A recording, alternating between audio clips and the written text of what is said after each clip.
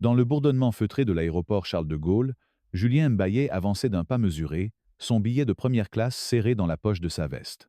Ce n'était pas par vanité qu'il avait choisi ce luxe rare, mais pour le confort d'un long vol vers Marseille, où une réunion cruciale pour sa carrière l'attendait.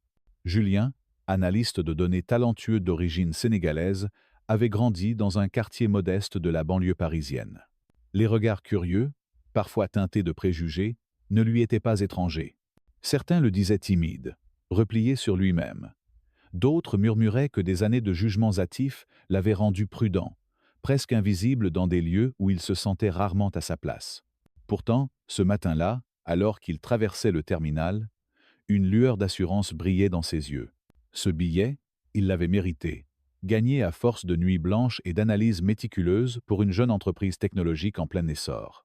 Il n'était pas là pour le champagne ou les repas gastronomiques servis en vol. Il voulait simplement arriver à Marseille reposé, prêt à convaincre une grande firme de confier un contrat d'envergure à son équipe. En s'installant dans son siège spacieux, Julien posa son sac à dos en cuir usé sous le fauteuil et en sortit un roman écorné, L'étranger de Camus, qu'il relisait pour la troisième fois. Les mots de Meursault, détachés et introspectifs, résonnaient en lui, bien qu'il ne partageât pas leur froideur. Il s'enfonça dans le siège, laissant la tension de la matinée s'évanouir. Une hôtesse de l'air, Claire, une femme d'une trentaine d'années au sourire professionnel mais chaleureux, s'approcha pour lui proposer de l'eau ou un jus d'orange. « Un jus d'orange, s'il vous plaît, » répondit-il, la gorge sèche après une nuit agitée. Il but une gorgée, ferma les yeux un instant, bercé par le ronronnement des moteurs qui se préparaient au décollage. Mais son repos fut de courte durée. Des murmures troublèrent le calme de la cabine. En levant les yeux, il aperçut une femme dans l'allée centrale, visiblement enceinte, une main appuyée sur un compartiment à bagages pour garder l'équilibre, l'autre posée sur son ventre arrondi. À ses côtés, un homme, probablement son mari, semblait nerveux, ses sourcils froncés trahissant une inquiétude palpable. La femme, Sophie, avait le visage pâle, marqué par une fatigue évidente. Elle scrutait les sièges de première classe, comme à la recherche d'une solution, tandis que son mari, Antoine, jetait des regards anxieux autour de lui. Julien observa la scène, son esprit s'égarant un instant vers son passé.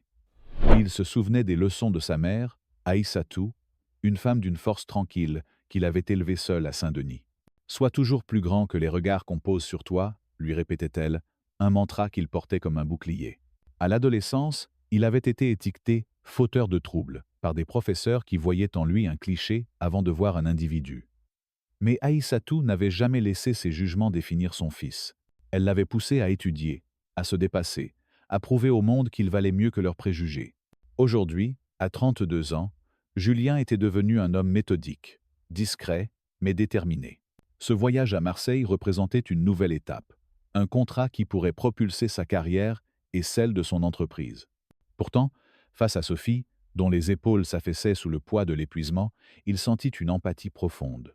Il imagina l'inconfort des sièges étroits en classe économique, les heures de vol, le stress qu'une femme enceinte devait ressentir. Sans réfléchir davantage, il se leva, ajusta son sac sur son épaule et s'approcha d'elle. « Madame, prenez ma place, je vous en prie », dit-il d'une voix douce mais ferme, un sourire timide sur les lèvres. Sophie se tourna, surprise, ses yeux bleus écarquillés. « Oh non, je ne peux pas accepter, c'est trop !» balbutia-t-elle, mais Julien secoua la tête. « Vous en avez plus besoin que moi, ce n'est rien. » Antoine, l'homme à ses côtés, le dévisagea un instant, comme s'il cherchait à comprendre ce geste inattendu. Puis un sourire reconnaissant illumina son visage. « Merci vraiment » murmura-t-il, la voix tremblante. Claire, l'hôtesse, qui avait observé la scène, adressa à Julien un regard approbateur tout en aidant Sophie à s'installer. Un autre passager, Martin, un homme d'affaires d'une cinquantaine d'années assis de l'autre côté de l'allée, ajusta ses lunettes et observa Julien avec une curiosité mêlée de suspicion. Julien, habitué à ce genre de regard, ne s'en formalisa pas. Il ramassa son sac et se dirigea vers l'arrière de l'avion, où l'attendait un siège étroit en classe économique, coincé entre deux passagers imposants. Il s'installa tant bien que mal, son livre serré contre lui, et jeta un regard par le hublot. Ce n'était qu'un vol de quelques heures, se dit-il. Il pouvait gérer. Le décollage fut rapide, le rugissement des moteurs emplissant la cabine. Julien ferma les yeux, repensant à sa mère, à ses sacrifices, à la manière dont elle avait toujours cru en lui. Il se demanda ce qu'elle penserait de ce geste spontané. « Tu as fait ce qui est juste », dirait-elle probablement, avec ce sourire fier qui illuminait son visage. Pourtant, une petite voix dans sa tête, celle des doutes anciens, lui soufflait qu'il aurait dû garder son siège, profiter de ce luxe qu'il avait durement gagné. Il chassa cette pensée. Sophie avait besoin de ce confort, pas lui. À l'arrière de l'avion, l'espace était exigu, et ses voisins de siège semblaient peu enclins à la conversation. Julien ouvrit son roman, mais son esprit vagabondait. Il repensait au regard des autres passagers en première classe, à la manière dont Martin, l'homme d'affaires, l'avait scruté. En France, même dans des lieux aussi cosmopolites que Paris, il sentait parfois le poids de son apparence, de sa peau sombre, dans des espaces où il était souvent le seul. Cela ne le rendait pas amer, mais prudent, attentif aux nuances des interactions. Le vol passa lentement. Julien somnola par intermittence, réveillé par les secousses légères de l'avion ou les conversations des autres passagers. Lorsqu'ils atterrirent à Marseille, il fut l'un des derniers à descendre, épuisé mais déterminé à se préparer pour sa réunion. À l'aéroport, il fit la queue dans un café pour commander un expresso, espérant chasser la fatigue.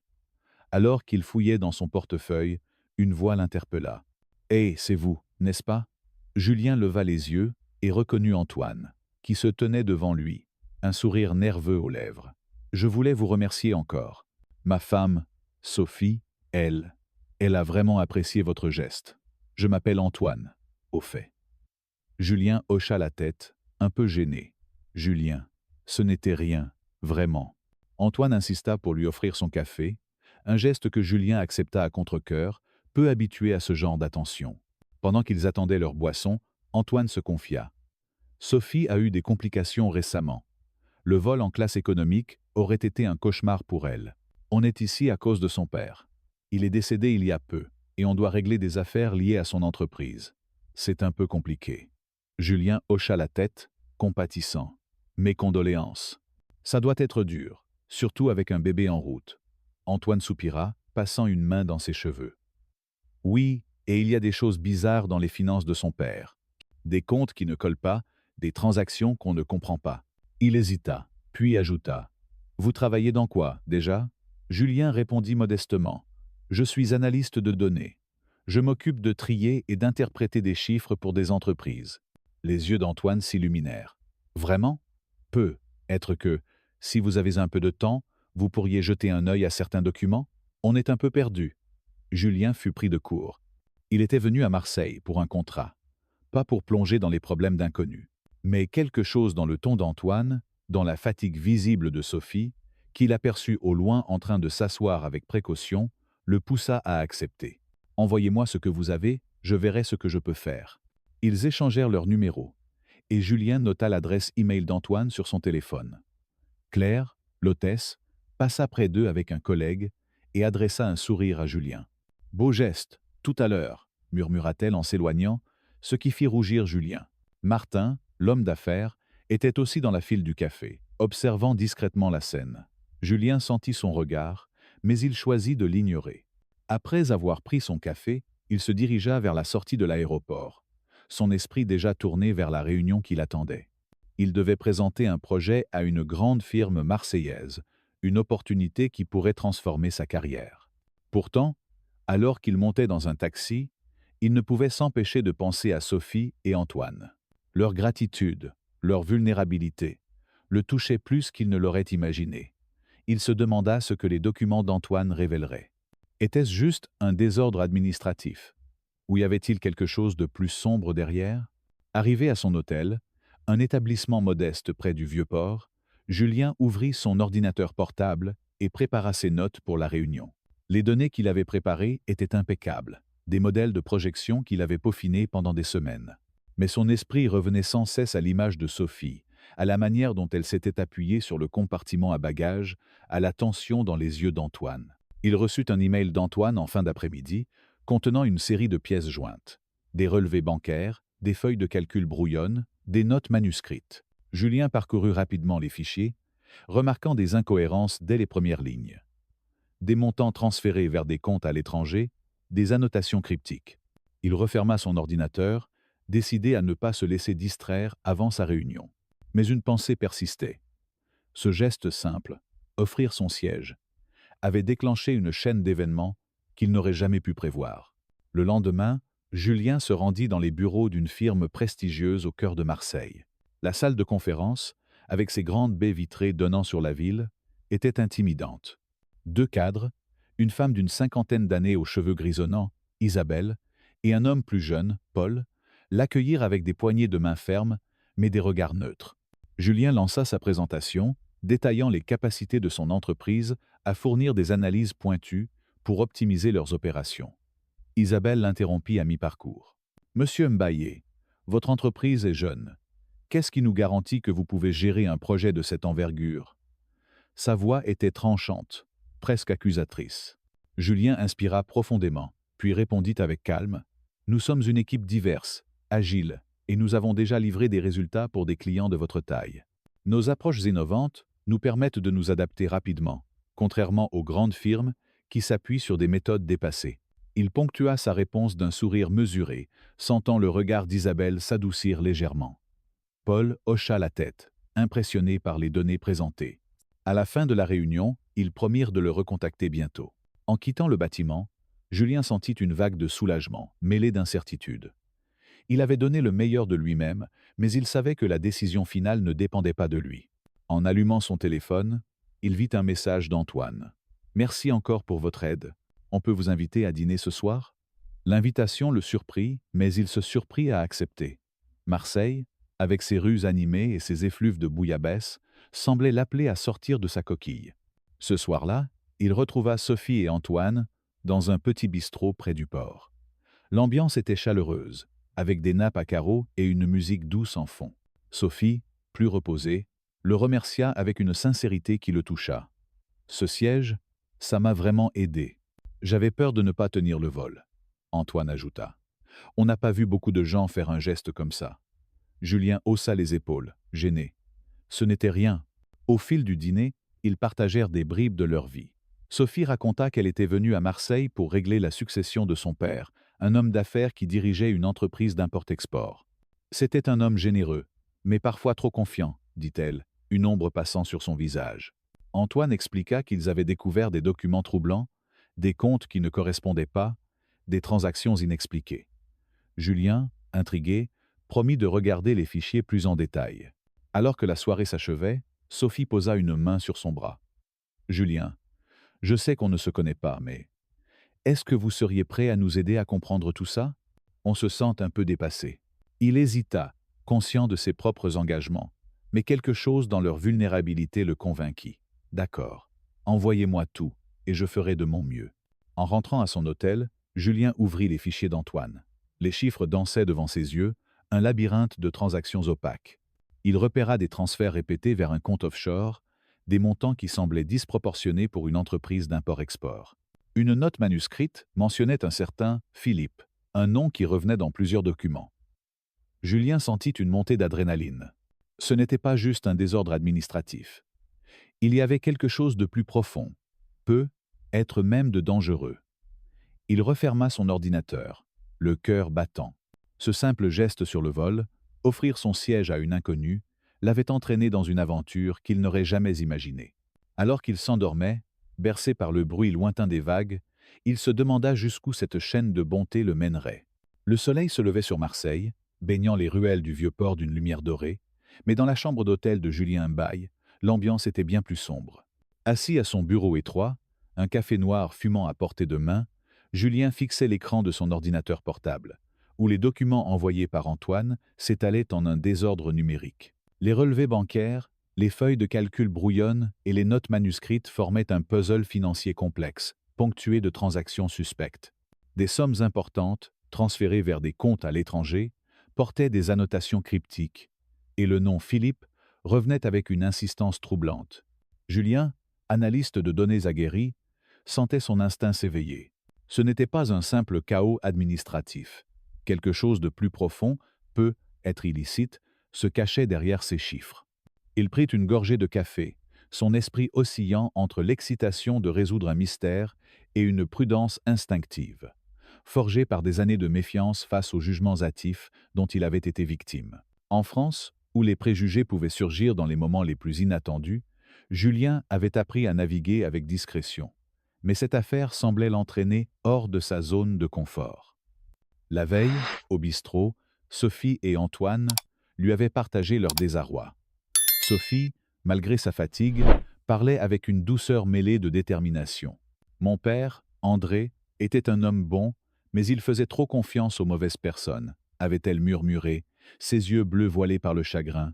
Antoine, plus direct, avait ajouté « On a trouvé des lettres dans son bureau, des menaces voilées, comme si quelqu'un voulait l'empêcher de fouiller dans ses propres comptes. » Julien avait promis d'examiner les documents, mais maintenant, face à l'ampleur des anomalies, il se demandait dans quoi il s'était engagé. Il ouvrit un fichier intitulé « Transactions 2018-2020 » et repéra une série de virements vers un compte aux îles Caïmans, chacun accompagné d'une note « Frais de logistique, Philippe ». Qui était ce Philippe? Un associé? Un employé? Ou pire, quelqu'un qui manipulait le père de Sophie? Julien nota mentalement de creuser cette piste. Mais il devait d'abord se préparer pour une nouvelle réunion avec la firme marseillaise, où il espérait finaliser le contrat qui propulserait sa carrière.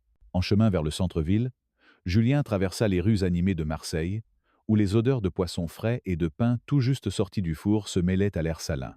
Il ajusta sa cravate, conscient des regards occasionnels des passants. À 32 ans, il avait l'habitude de se sentir observé, surtout dans des contextes professionnels où sa peau sombre contrastait avec l'uniformité des costumes-cravates. À l'entreprise, il croisa Isabelle, la cadre sévère de la veille, qui l'accueillit avec un hochement de tête plus chaleureux. « Votre présentation était solide, monsieur Mbey, dit-elle, tandis que Paul, son collègue, ajoutait « Nous voulons organiser une vidéoconférence avec votre équipe à Paris. » Julien sentit une bouffée d'espoir. Mais il resta mesuré, remerciant poliment avant de quitter les lieux. Sur le trottoir, son téléphone vibra. Un message d'Antoine. « On a reçu une lettre ce matin. Pas de signature, juste une phrase. Arrêtez de poser des questions. Sophie est terrifiée. Pouvez-vous passer ?» Julien sentit son estomac se nouer. Une menace directe, sitôt après leur rencontre? Il répondit rapidement, promettant de les rejoindre après un bref arrêt à son hôtel. Dans sa chambre, Julien ouvrit son ordinateur et se plongea à nouveau dans les documents. Les transactions suspectes semblaient liées à une entreprise appelée Méditerranée Import, mentionnée dans plusieurs contrats signés par André, le père de Sophie. Un nom revenait. Philippe Dubois, décrit comme un consultant logistique. Julien chercha en ligne, mais les informations étaient rares. Un article de presse locale mentionnait Méditerranée Import dans une affaire de douanes irrégulières, mais sans détails concrets. Il envoya un message à Antoine, demandant s'il connaissait ce Philippe. La réponse arriva vite. Sophie pense que c'était un vieil associé de son père, mais ils se sont brouillés il y a des années. Julien fronça les sourcils. Une brouille pouvait être un motif pour des représailles, surtout si des sommes importantes étaient en jeu. Il décida qu'il avait besoin d'aide extérieure. Il contacta Marianne, une avocate recommandée par un collègue parisien spécialisé dans les litiges financiers. Marianne, une femme d'une quarantaine d'années à la voix posée, accepta de le rencontrer le lendemain pour discuter des documents. Ce soir-là, Julien se rendit chez Sophie et Antoine, dans un quartier résidentiel calme de Marseille, où les maisons aux volets colorés bordaient des rues bordées de platanes. Sophie l'accueillit à la porte, son ventre arrondi plus apparent sous une robe légère.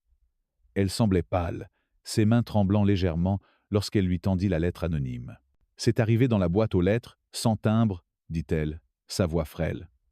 Antoine, assis sur le canapé, triturait nerveusement un stylo.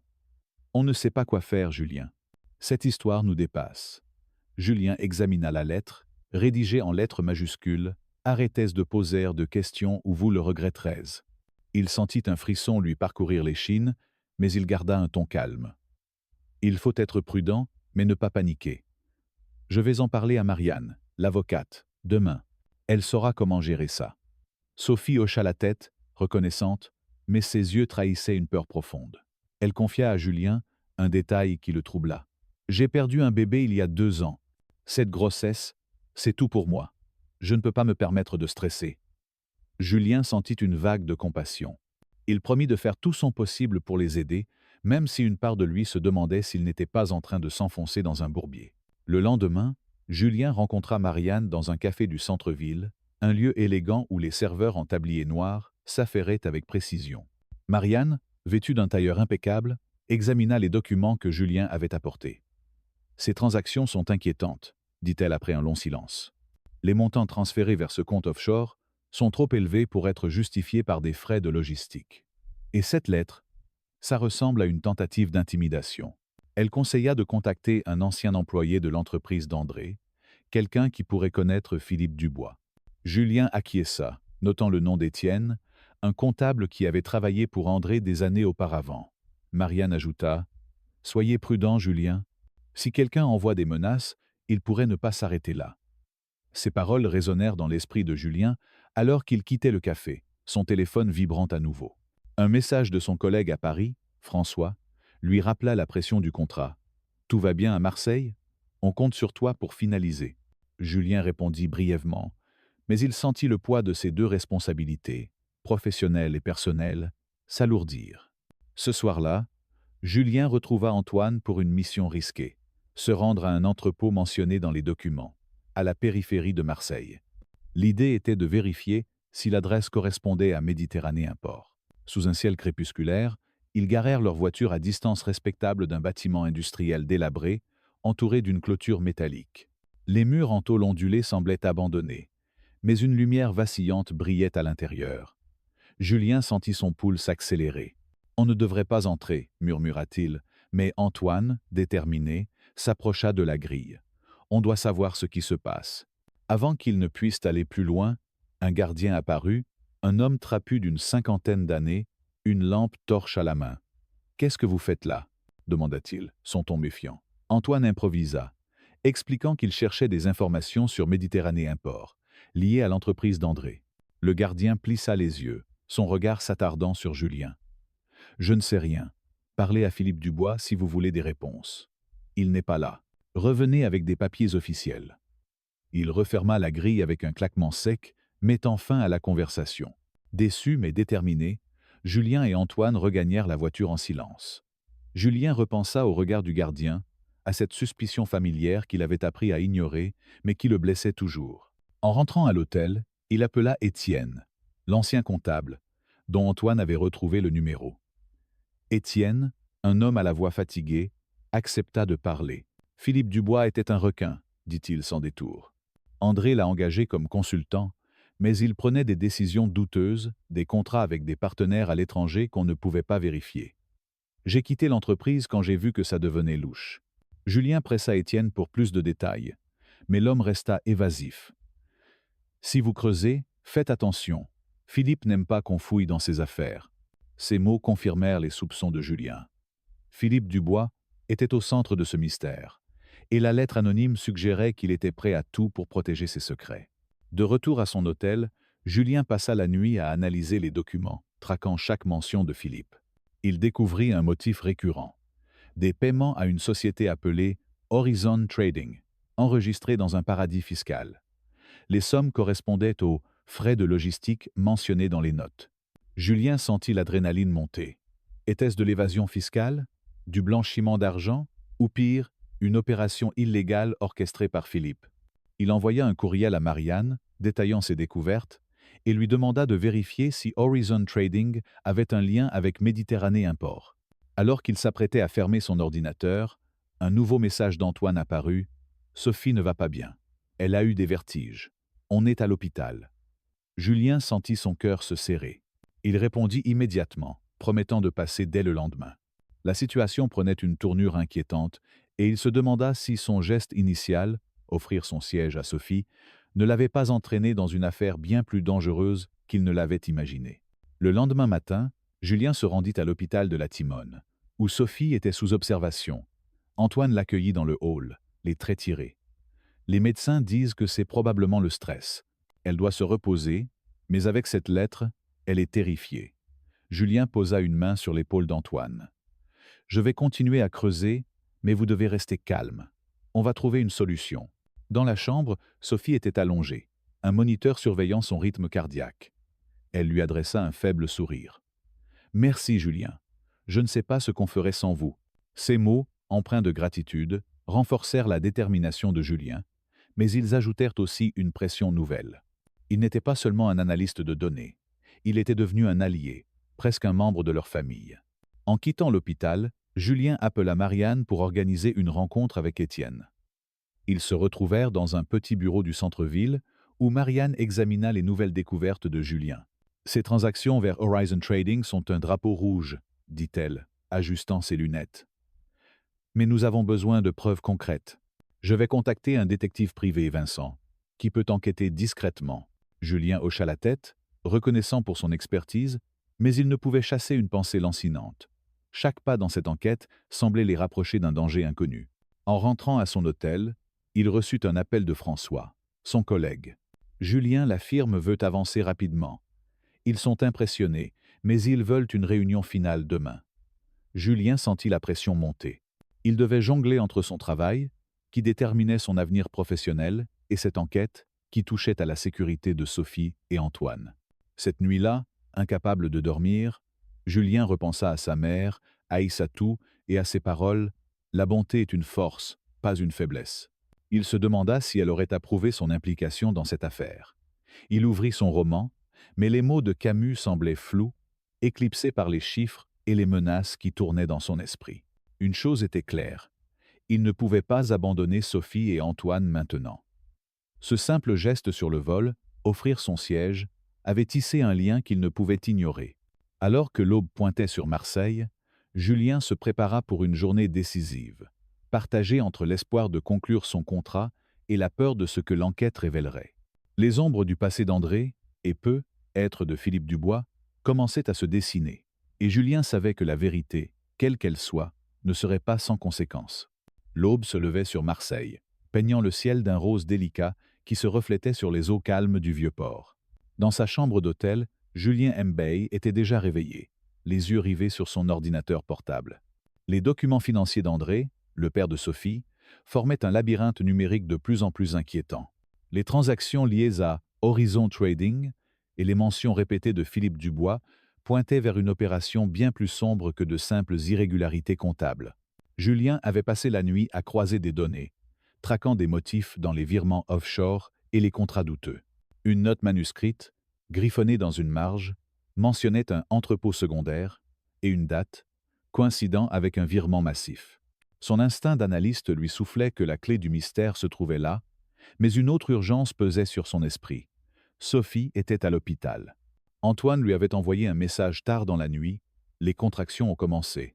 C'est trop tôt.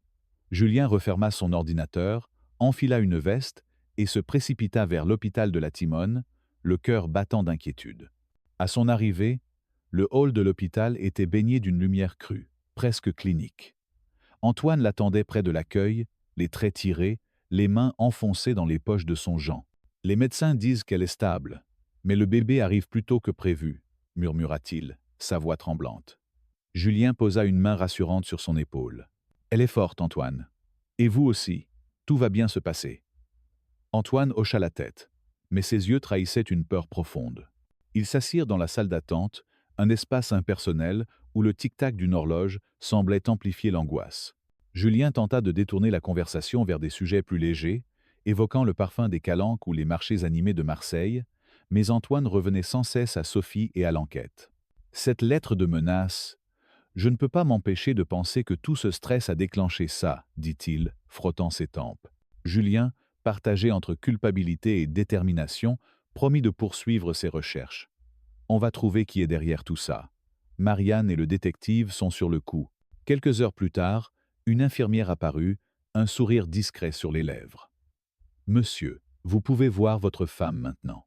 Votre fille va bien. » Antoine bondit de son siège, un mélange de soulagement et de joie éclairant son visage. Julien, hésitant, suivit à distance. Dans la chambre, Sophie était allongée, épuisée mais rayonnante, tenant un petit paquet enveloppé d'une couverture blanche. « Julien, venez, » dit-elle doucement, béconnant de la main. Il s'approcha, ému par la fragilité de la scène. La petite fille, Amélie, ouvrit brièvement les yeux, un regard curieux et innocent, avant de les refermer. Sophie murmura « Si vous n'aviez pas donné votre siège sur ce vol, je ne sais pas si j'aurais tenu. Vous nous avez sauvés, Julien. » Il secoua la tête, gêné. Je n'ai fait qu'un petit geste. Vous avez fait le reste. Antoine, tenant la main de Sophie, ajouta: Ce n'était pas petit pour nous. Julien quitta l'hôpital avec une étrange sensation, un mélange d'allégresse et de responsabilité. La naissance d'Amélie était une lueur d'espoir, mais l'ombre de Philippe Dubois planait toujours. De retour à son hôtel, il reçut un appel de Marianne, l'avocate. Vincent, le détective, a trouvé quelque chose, dit-elle, sa voix teintée d'urgence. L'entrepôt secondaire mentionné dans les documents est enregistré sous une société, Écran, liée à Philippe Dubois. Il y a des mouvements suspects là, bas, des livraisons non déclarées. Julien sentit son pouls s'accélérer. Qu'est-ce qu'on fait? Marianne répondit. Vincent va surveiller l'entrepôt. Mais on a aussi retrouvé une correspondance entre Philippe et un certain Marc Lefebvre, un homme avec un casier judiciaire pour extorsion. Ça pourrait être lui qui a envoyé la lettre. Julien nota les informations, son esprit tournant à plein régime. Il devait jongler entre cette enquête et la réunion finale avec la firme marseillaise prévue le lendemain. Le contrat était à portée de main, mais l'enjeu avec Sophie et Antoine semblait tout aussi crucial. Ce soir-là, Julien retrouva Marianne et Vincent dans un petit restaurant discret, loin des regards indiscrets. Vincent, un homme d'une quarantaine d'années au visage buriné, étala des photos sur la table, des camions entrant et sortant de l'entrepôt sous le couvert de la nuit, des caisses marquées de codes inconnus. « Ce n'est pas une opération légale, dit-il, tapotant une photo. On parle probablement de contrebande. Peut être des œuvres d'art ou des produits de luxe non déclarés. Philippe Dubois est au centre de tout ça. » Marianne fronça les sourcils. « On a assez pour alerter la police, mais il faut être prudent. Si Dubois se sent acculé, il pourrait devenir dangereux. » Julien, repensant à la lettre de menace, acquiesça. Et pour Sophie et Antoine, ils ne peuvent pas vivre avec cette peur. Marianne promit de transmettre les preuves à un contact à la brigade financière, un inspecteur nommé Laurent. Il est discret, mais efficace, assura-t-elle. Le lendemain, Julien se rendit à la réunion avec la firme, déterminé à conclure le contrat. Isabelle et Paul l'accueillirent dans une salle de conférence lumineuse, où un écran projetait les données qu'il avait préparées. Cette fois, l'atmosphère était plus détendue. « Votre équipe nous a impressionnés, » dit Isabelle, un sourire rare sur les lèvres. « Nous sommes prêts à signer, à condition que vous puissiez garantir un suivi rapproché. » Julien, malgré la fatigue, répondit avec assurance, détaillant les plans de son entreprise. À la fin de la réunion, Paul lui serra la main. « Bien joué, Julien. Vous avez un avenir prometteur. » En quittant le bâtiment, Julien sentit une vague de triomphe, mais elle fut rapidement éclipsée par un message de Vincent. « La police va perquisitionner l'entrepôt ce soir. Restez en alerte. » Julien retrouva Antoine dans un café près de l'hôpital, où Sophie se reposait avec Amélie. Antoine, plus calme depuis la naissance, écouta les dernières nouvelles avec une intensité nouvelle. « Si Philippe est derrière tout ça, il faut qu'il paye, » dit-il, serrant son gobelet de café. Julien hocha la tête, mais il sentit une tension croissante. Cette affaire, qui avait commencé par un simple geste de bonté, prenait des proportions qu'il n'aurait jamais imaginées. Ce soir-là, il reçut un appel de Marianne. La perquisition avait eu lieu.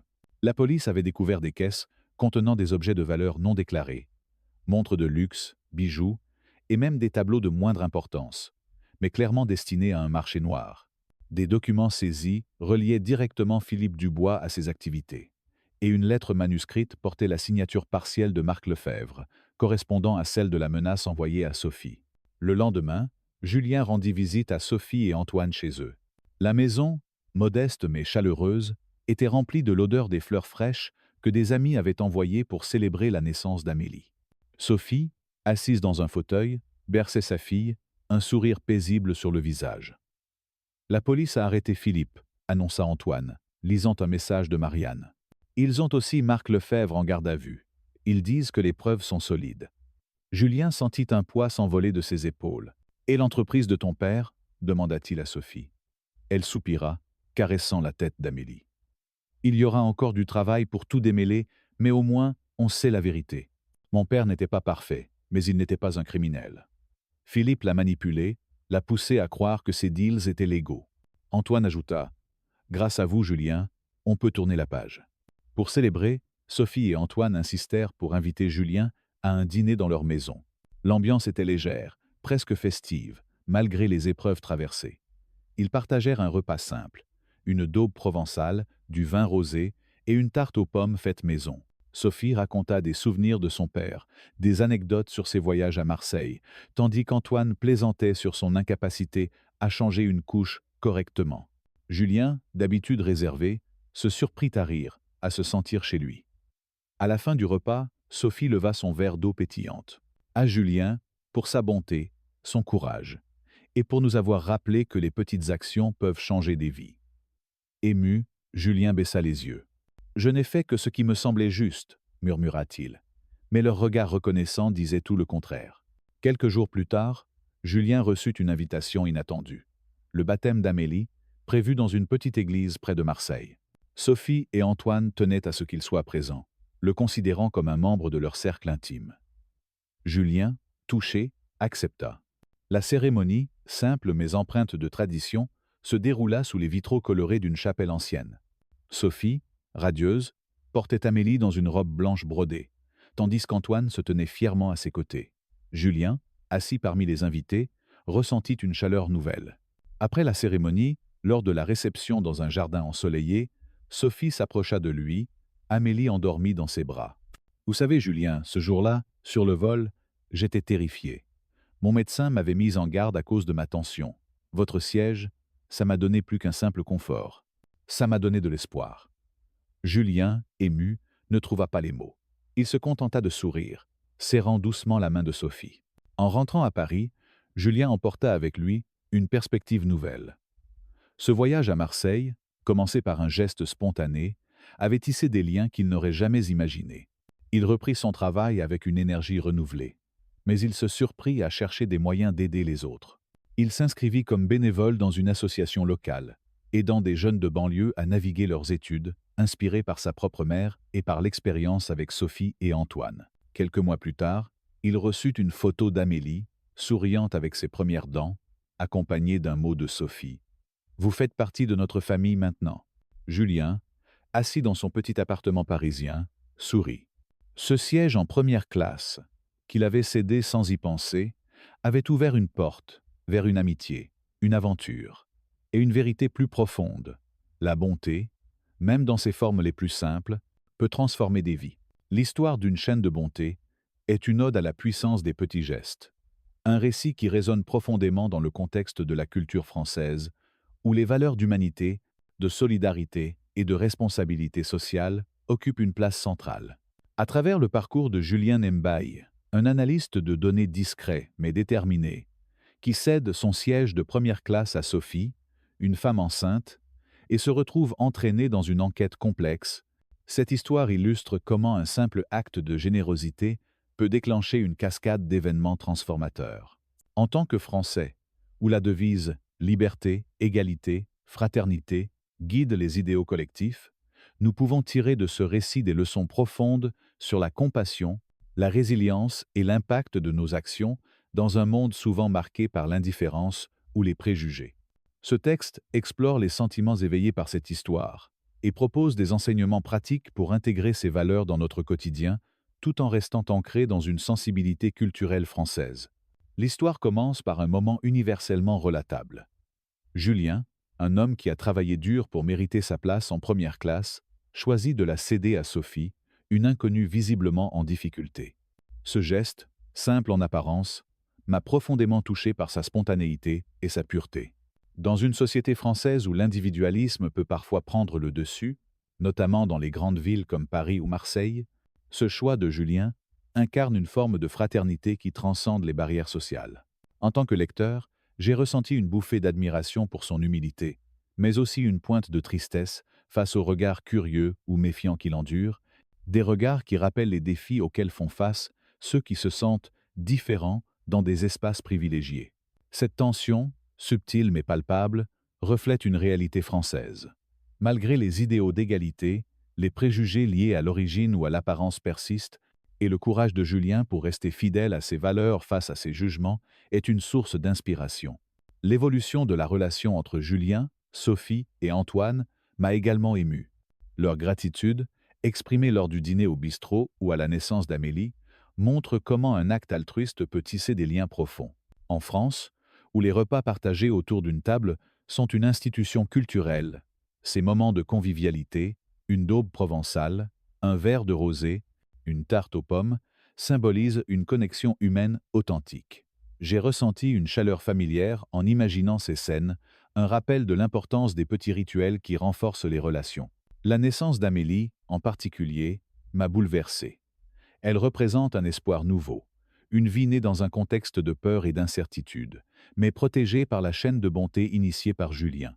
Ce contraste entre la fragilité de la vie et la force de la solidarité m'a donné envie de croire en la capacité des individus à faire une différence, même dans les moments les plus sombres. L'histoire est aussi une leçon de résilience.